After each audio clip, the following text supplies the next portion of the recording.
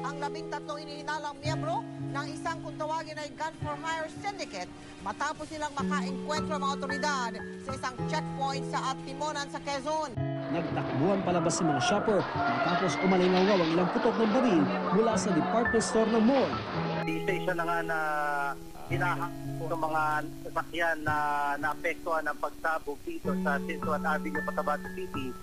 3 ang hinihinalang patay dito sa pagsabog sa McKinley Parkway dito sa The Fort Taguig.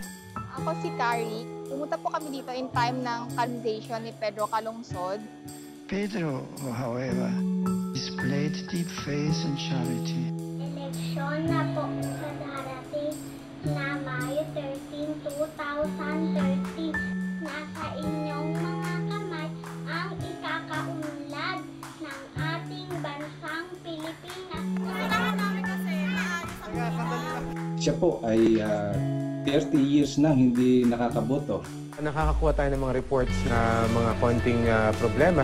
Pero mas marami ako nakukuhang reports ng mga tao na natutuwa silang nakaboto na sila. Sa loob ng Makati City Jail, madidetain si Miss Janet Napoles. Dapat malaman natin, di ba, kung saan pupunta yung pinaghihirapan nating pera.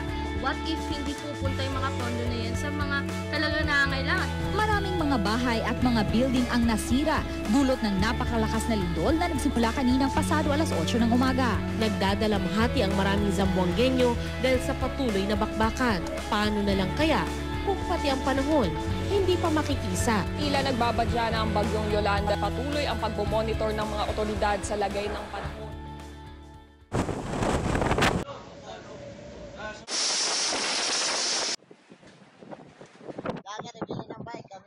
The typhoon Yolanda was very strong.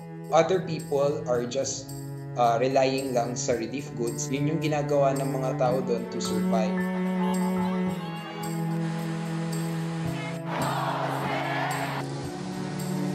Popcorn! Dami! Ayan o, skin nila.